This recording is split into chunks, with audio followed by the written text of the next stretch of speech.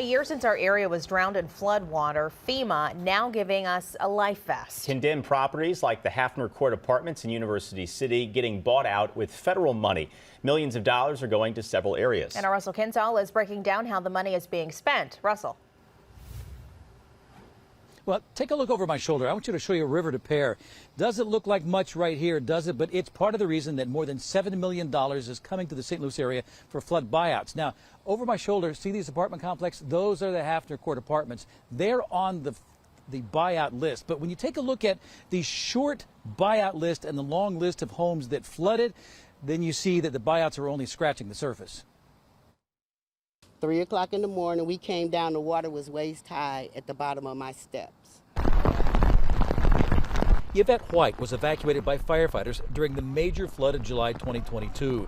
She just found out that FEMA is giving University City a $3 million grant to buy out 3 of the 4 buildings in the Hafner apartment complex, including her building. I think it's wonderful that they would move us from this place because it was flooding all the time anyway. But look at this map. The red dots show all of the homes in U City inundated by floodwater.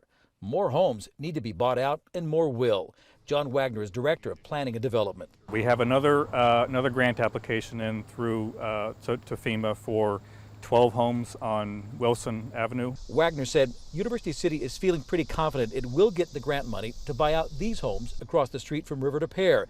They were hit hard. My entire basement flooded up to the ceiling, and then the water came up about 3.5 to 4 feet into my first floors. Kathleen Behrman has spent a lot of money to repair the damage at her house, but doesn't want to live with the threat of another flood.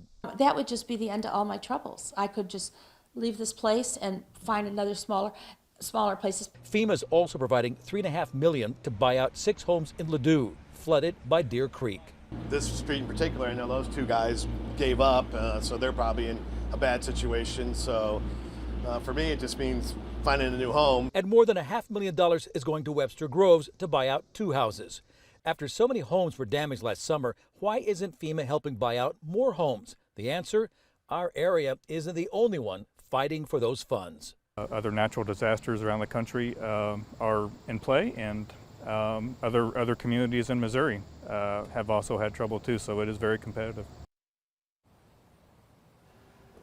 So the grant U City has been approved for will buy out 3 of the 4 buildings at this apartment complex. They're hoping that when they get approved for the next grant, it will cover the 4th building, but it will require a 25% matching with local funds, which is pretty typical for FEMA buyout funds. Live in University City, Russell Kinsall, First Alert 4. Russell, thank you. St. Louis